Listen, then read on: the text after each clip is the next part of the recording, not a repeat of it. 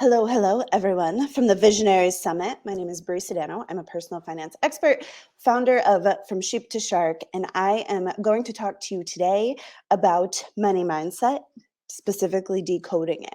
I'll tell you a tiny little bit about myself and my business to just give a little bit of context. So, Dallin, who's some of this is, I met him in a mastermind that we were in together a couple of years ago, and I love him. He is brilliant, brilliant at creating content. Um, and so I'm thrilled and honored to be a part of this. I'll tell you, so I started Sheep to Shark. I used to sell stocks and bonds and mutual funds, and I was like a stockbroker. And what I found doing that work was most of my clients were not coming to see me like, Brie, I have so much extra money. Help me diversify my portfolio. Help me choose the best mutual funds to meet my objectives. They were like, Brie, I, I'm not doing so good with my money. I have habits that are bad. I have debt. I have, a business not taking off. And so as I started to look into like what actually makes people good with their money, like what's the difference between wealthy people and people who have the ability to be wealthy but are not doing it? Like what's the difference? Um, and I found many, many things over the course of the years. So my work, you'll find, really runs in like four main different like venues. Five, well, actually five. We will talk about that. So that's what we're going to be talking about today. If you're curious kind of about like what I do or my funnels or things like that, my main funnel is a SLO funnel. It's called Find Your Bleed. And from there we have like an order bump and a couple one-time offers. And we have a membership, which is the Cash Confident Community. And also I have a mastermind, and that's like the core aspects of Sheep to Shark. In case you were curious to like see what I'm up to. This year we'll probably do about $500,000. We're well on track for that in terms of like revenue and sales and things. Most of that's digital, and the mastermind, the membership is super brand new. All right, so let's go ahead and just get into it. Um, all right, I'm going to share my screen with you all. Let's see. So today we're going to be working on money mindset. Uh, Here's what I find. I'm gonna give you a little bit of context for like what actually makes people wealthy. Because obviously you're in here, you're starting a business. Wealth, is generally a main driver of why we start businesses, why you're looking at doing your marketing anyways, right? So you're here for a marketing uh, summit. So like the levels of wealth that I've noticed over working with so many clients over a long time, it's like level one is like it's a scarcity. It's busy, it's broke, it's exhausted, it's tired. A lot of times there's debt, there's not enough money. It's like, it's like trying to spread a little bit of butter over way too much bread. That's what busy, yeah, that's where most people start with their money. And I'll tell you the vast majority of humans in this world are in levels one and two. Level two is really around like managing cash flow, right? And so we need to learn how to manage cash flow in our personal lives, right? Like, and I have a course for that. It's called The Invisible System, to stop bleeding money and start stacking cash. And we also need to do that in our businesses. For that, I actually recommend Mike Michalowicz work. He's got a book called Profit First, which is fantastic for managing cash flow in a business. Then we start to move into level three. And level three is where we start to really have to look inward at like our own beliefs, our own emotions, like our own feelings about what we're capable of, what we can give, what we can receive. And that's really like the place where most people really start to stretch into wealth, right? Because this is where we start to believe things differently. Level four is where we are accumulating money for the sake of putting it into something. So, if you started a business, most of us had to save some money to start a business, or we had some money that went into it. Sometimes you straight bootstrap it with what you've got, or even put it on debt. I'll tell you, like at the beginning of Sheep to Sharks, I didn't have money and I wasn't waiting to accumulate it. So I borrowed some money to get it started, right? Which is like the opposite, but it's the same outcome. Level 5 is where you're starting to master your investments. And so if you're in the seminar, chances are you're learning about how to master the skill set that goes into having a thriving business. Level 5, no matter if you do real estate or you do the stock market, you trade options or cryptos or NFTs or marketing, digital funnels, whatever. Level 5 always requires a skill set. Right. And so this is where we start to like, it's strategy based. It's less about internal work and it's more about like, how do I actually do this? What are the nuts and bolts? Level 6 is when you start to be financially independent. So for this is when your funnel starts really producing and you get, you start getting some free time. You start reaping the rewards of that. Or if you have tenants, they're paying their rent and you have enough real estate where you start to like be able to look at your time very differently. And level 7 is where we start really being able to impact the world with our time, with our money, with our energy, because we're at the spot where like we're set, we're okay, we're doing great, and we have all of our needs are taken care of, and we're able to like give and really be generous from there. So this is basically how it works to build your relationship with money. One thing I would caution you about is most of the time people love to focus on level 5 before they've done any of the mindset work, before they've learned to manage their cash flow, and that's why it doesn't work. So somebody who's living in busy, broke, and exhausted will love to ask me about like complicated strategies to reduce taxes, and I'm like, well, we're not all the way there yet, friend.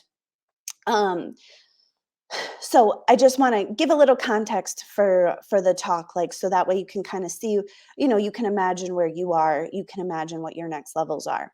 The next thing I want to talk to you about is there's every single level that we just talked about has 5 different pillars, right? So we have our habits and our behaviors, right? Because you need to do the things. There's habits and behaviors at every level, like, right? Can you imagine the difference between the habits of somebody busy, broken, exhausted, and the habits and behaviors of somebody, accumulating money? They're very different. Financial strategy is like what money needs to go where and why, right? What money needs to go where.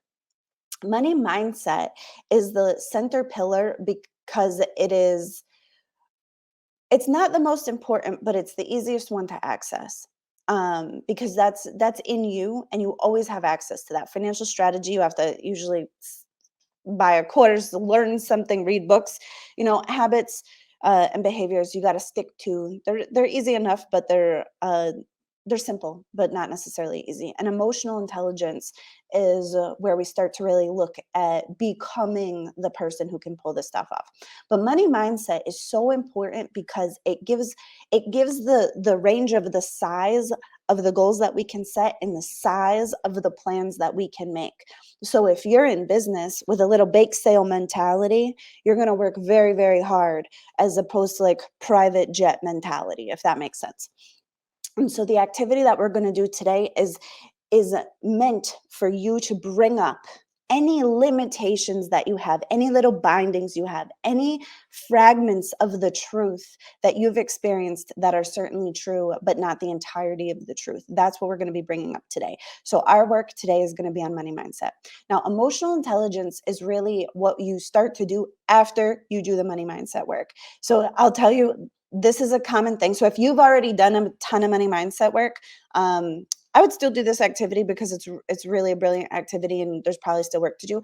But emotional intelligence is after you've done the mindset work, you still have to get your body to cooperate. You still have to be able to go, put your offer out there, continue to show up when it's hard. Um, Raise your prices, which is viscerally uncomfortable for most of us. Set prices for the first time. And so emotional intelligence is about being able to actually experience the sensation in your body that's required to achieve whatever goal that we have. Now, the last pillar is community, and that's so important. And that's why you're at the summit. Most of the people in the summit are people that are in a community. They're marketers, they're digital marketers. We've hung out together, we've gone to events, we've had drinks, we've hung out, and there are people. And the reason that's so important is as you grow in your mindset and as you grow in your intelligence and you grow in your success, it's really important to have people who like cheer you on, and people who love you and think that your work is amazing. And that's like just so important because sometimes there's like a little crabs in a bucket experience that happens. Um, that can happen if you don't have enough like outside support, because going into business is hard sometimes. Like sometimes you fail publicly. Sometimes, your launch is a flop. Sometimes, and you need those little pick me ups and somebody to be like, yeah, I see what you're doing and it's great. Or a new idea or whatever else. So each one of the levels that we were just looking at, these five pillars are across all of the levels. There's habit and behavior work at every single level. There's financial strategy work at every level, money mindset, emotional intelligence, and community at every level. And so I just want you to understand the context of building wealth, so that this is it. All right, so we are going to get into decoding your money mindset. So T. Harv Eker wrote a great book, and if you're new to money mindset, that book is a great place to start, and it's called Secrets of the Millionaire Mind. T. Harv Eker wrote it, and he says in that book that the roots create the fruits. So basically, what's going on inside you, underneath the things that nobody can see, like if you were a tree, the roots is what creates the fruits. So if you have the roots of a pear tree, you will not get apples, right? It seems simple enough. But when we apply that same concept to ourselves, it's what's going on inside of us that creates our external circumstances. So your money belief system is formed basically in the first 7 years of your life, right? The way that human beings are programmed, is that you're born, sweet little baby, with basically a clean slate of a brain. And all of your family experiences teach you all of the nuanced intricacies of being a human in this world. Um, and so most of our money mindset was given to us by our family. Our conscious mind isn't fully formed during those first years of life. So there's not a lot of judgment. There's not a lot of, wow, this doesn't make sense. That's an interesting choice, mom and dad. Like you just learn to see what they're doing is normal. And that becomes part of your lens. It becomes part of your worldview. So this means that the information that we receive is just taken at face value, right? So like I said, there's no judgment, there's no questioning. So the situation that you grew up in is normal. It's just normal. It's safe. It's how you know to survive, in your brain.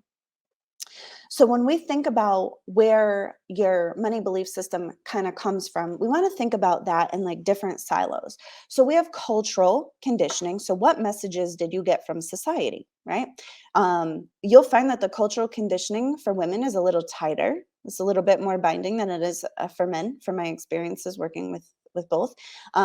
We have our family messages. So what messages that we got from our family about being lower class, middle class, upper class, other people, rich people, poor people, people who drive Mercedes, whatever.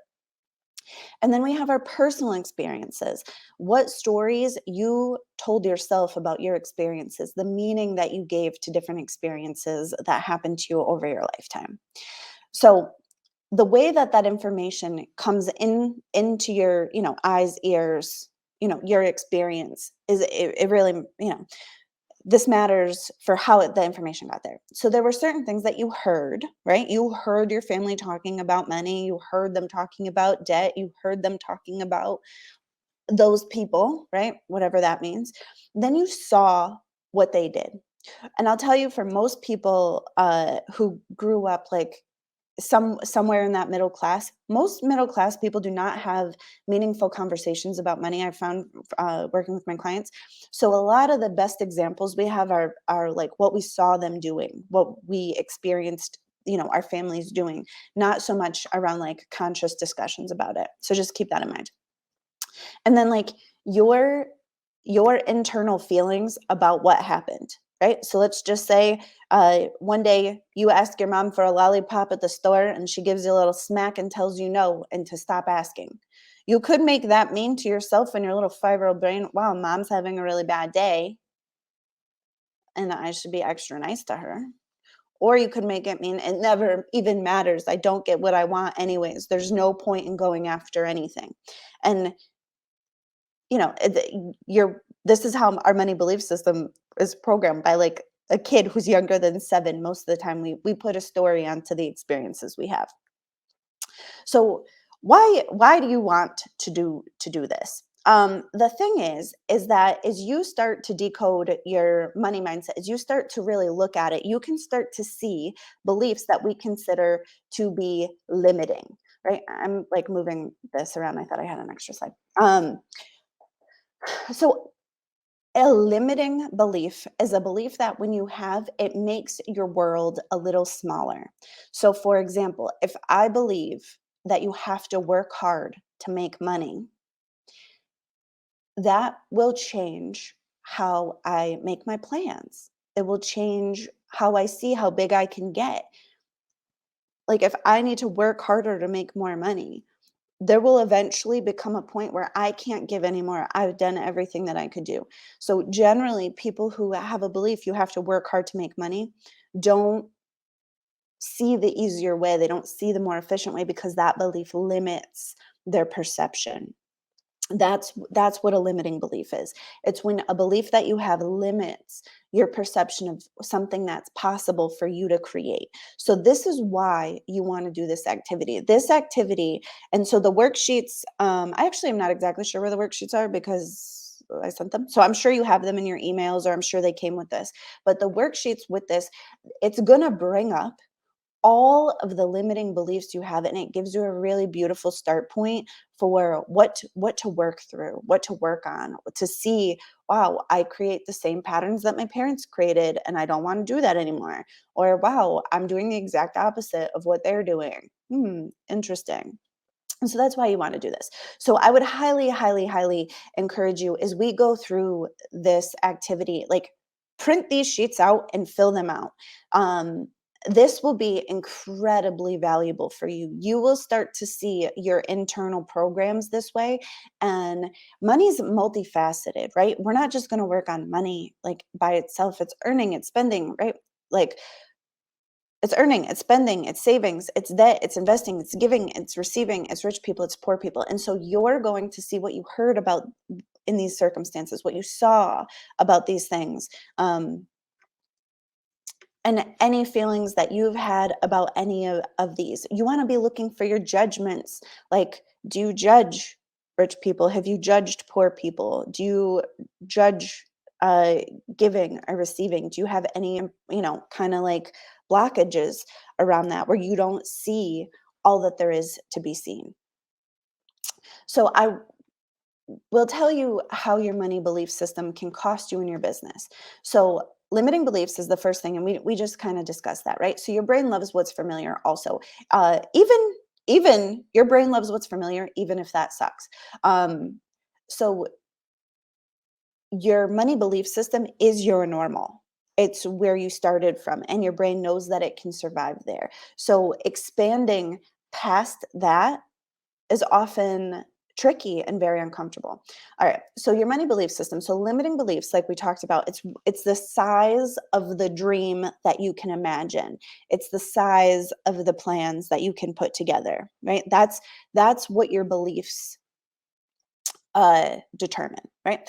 Duplicity, I don't know. Duplicity is the situation where you have conflicting beliefs, right? So where your beliefs are, I really want to do this, but I don't really want to do this. I really want to do this, but I don't think it can happen for me. Or I really want to do this, but I also believe something bad will happen um, if I was to do it. I'll tell you a duplicity I had early in my business. I just for sure believed that if I was to make $1 million, somebody would come and kidnap my kids. Now, rationally, that doesn't exactly make sense since I don't think there's like a global notification network to all the kidnappers, like of how much money people make, right? That doesn't exactly make sense. But there was like a fear in there because I just believed that if I had too much money, somebody would come and steal my kids, right? And so while I'm actively working in one direction, there's a fear moving me in the other direction. That's the way like a duplicity works. It's where you have conflicting programs, right? And resistance is really about it's where you start to see where your actions bump up against your belief systems, and it causes an emotional resistance. It causes something to feel bad, right? All right. So, limiting beliefs right? So common limiting beliefs. You have to work hard to make money. Oh, having abundance is wrong, or there's piousness or nobility in poverty. I'm only allowed to buy what I need. That's one of the most common, cutest little limiting beliefs we have. I'm bad at money. I'm bad at math. I'm bad at budgets. I'm not disciplined. I have no willpower, right? These are things we say about ourselves.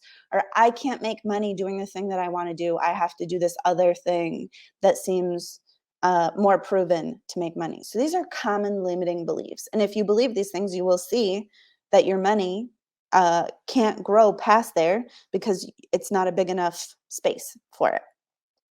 Duplicity. All right. So we talked about this a little bit. So it's I want to make $1 million a year, but I don't really want it because I'm comfortable. Or I want to make $1 million a year, but I don't actually think I can really have it. Or I want to make $1 million, but obviously my kids will be kidnapped. Right. And so it's a conflict, and sometimes it's like I want to make more money, but sometimes we have beliefs about money and like relationships. Like if you saw your parents get divorced because there was a lot of money issues. Well, then and I remember we're little kids when we're forming these beliefs. So not everything, we don't understand all the nuances. So sometimes people have beliefs like, I can't have money in spirituality. Like I can't have money in good relationships. I can't have money in good health. I can't have money and happiness, right? So those are major duplicities that we see being formed, right? And resistance is like the fear of change. It's when you're bumping up against your own emotions. So this is the way that it will show up. It will show up by being too busy to get your work done, by procrastinating, paralysis by analysis, like in inaction, deferring decisions to somebody else, or giving your power away, right? um, Losing interest in your tasks. I like to lose interest like right at the finish line, to be totally honest. Um, Forgetfulness. When I'm feeling resistance about something, you better believe I forget every single one of my passwords. I like can't remember, and I can't even, I like lose my last pass. I can't figure it out. Right? It's not because I'm not smart. It's not because I don't have it in there. It's because I'm in resistance and I'm protecting myself from something. Being disorganized, spacing out, feeling stuck, finding reasons and not to do the thing is resistance. Being impatient, like, oh goodness, I showed up in my group 3 days in a row and nobody's bought my offer. Right? Being impatient, giving up too quick. And then honestly, one of the ways that resistance is super funny when it sneaks up is sometimes we will hear our greatest fears coming from somebody else. So you may be talking to your dad about your business and he may be like, well, don't you think you should just go back to school and be a vet, or something like that.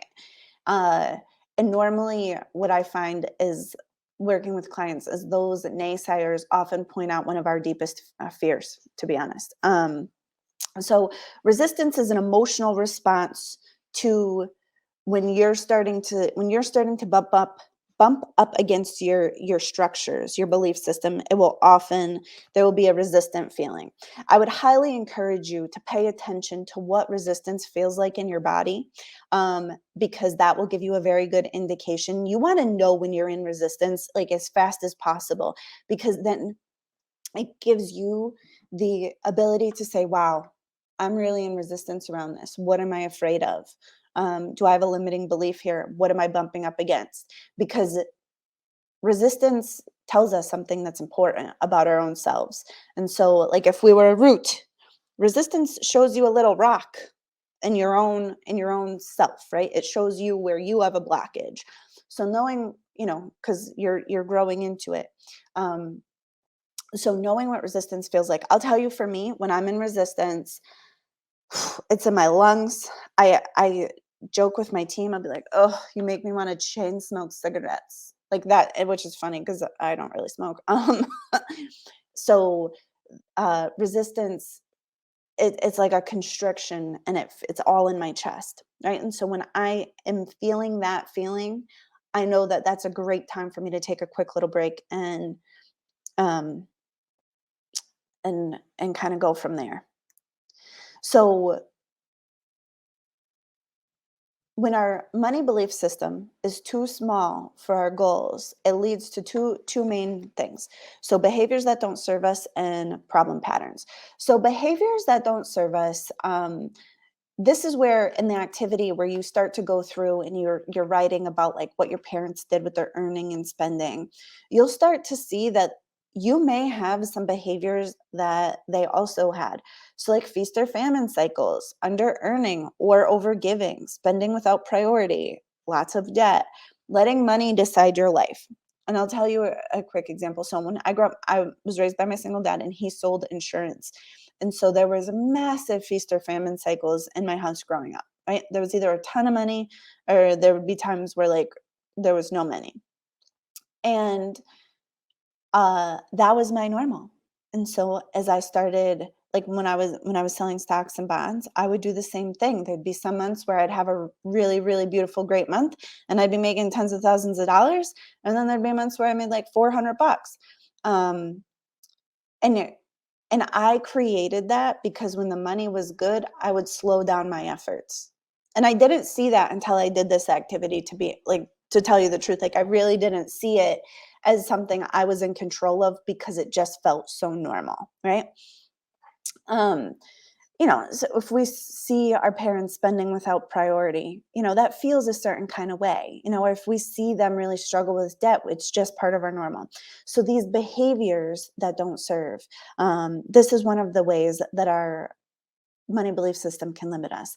And then the other way is around problem patterns. So patterns are things that happen to you over and over again over long stretches of time.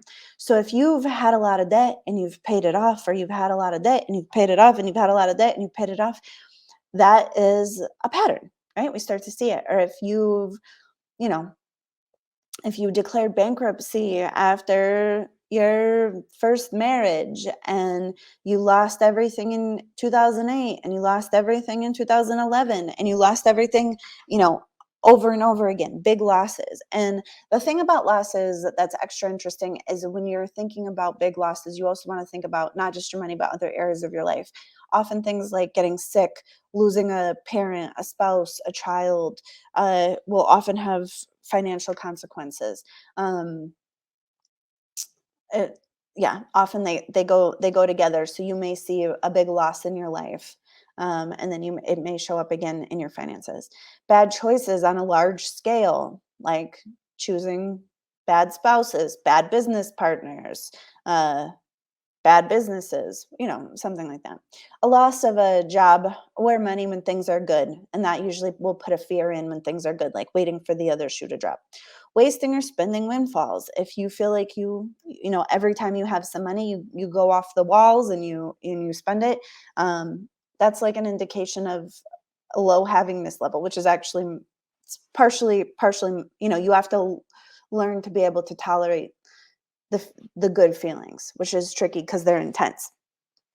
So what I would encourage you to do is go through. I'm going to just take this off there. Is to go through those worksheets, and they're going to take you through like earnings, spending, savings, debt, giving, receiving, and really get clear. Like, what do these things feel like for me? What do I believe about these things? What's my normal around these things? Because that's going to give you an indication of where your money belief system is too small for your nice big goals, right? Like you're here at the Visionary Summit, growing your business, learning to do your marketing, and your money belief system needs to be able to match the size of those goals. Otherwise, you'll bump up against resistance and create some self-sabotage in the in-between. So that's that. I would highly, highly encourage you to go through those worksheets. There's like 8 pages, I believe. It'll take a little while because it's kind of deep work. It's introspective. And it's very much worth the time and the ink and the effort. And so that's the activity. And I will tell you a few minutes about our Cash Confident membership, just because This seems like a good thing to do. So our Cash Confident membership, my membership is at $99 a month, and it includes workshops across those 5 different pillars we talked about at the beginning. So we go over financial strategy, we go over like really getting nitty gritty with our actions and our habits and seeing how do we actually make it stick? How do we make our budget stick? How do we make our money making activities stick? How do we become the person who can do this and replicate it over and over again? There's a ton of work around money mindset because like I said, money mindset is one of the bigger pillars. It's something that if you start to see the world different, the size of your goals changes, your emotions change, and your ability to do good work in this world and impact the world meaningfully changes. So there's a lot of work there. Also, there's a lot of workshops uh, and content around emotional intelligence because what I find is you can only do so much money mindset work before you actually need to go out and take action, right? And that action that we take has a lot of sensation that happens in our bodies. And if we've decided at some point that it's wrong to feel rejected and we're not willing to feel rejected, you're not able to do the work to make the sales because you're too afraid of the rejection, or you don't put your all into it, and that ends up really being that's really not about mindset. It's really about getting your body to be willing to experience certain emotions, which is really next level. Like I find that a lot of clients come see me have already done quite a bit of money mindset work and really need some emotional intelligence work to be able to show up and put, right, like public humiliation, failure, like it's on the table when we do the work that we do, right? You're building an audience, you're doing big things. If you fail, your friends are going to see it. um, and when you're not really willing to put those harder emotions on the table, you can't show up in your fullest, most glorious capacity to do your work. And so it takes some practice to be able to really stretch that comfort zone for yourself. So that's at cashconfident.com. You could go check it out if that sounds interesting to you. We have a community, we have an app, we have a website. It's beautiful. And so that is something that if you desire to check out, you're there. Also, you could find me on Facebook. Most of my free content is on Facebook. We do have a YouTube channel, but if you go to Sheep to Shark with Brie Sodano, that's where you could find all my free content and all the videos and things like that. All right, so it was my absolute pleasure and honor to work with you today. I would love if you wanted to shoot me a message on Facebook or any of the other venues to tell me how you're doing with your, what you found in your money belief system, the things that you really took away, your aha moments. I would love more than anything to hear about those things for you. And I wish you every success and every good luck in all of your business building adventures. All right, everybody. I love you. Thank you for having me. Bye.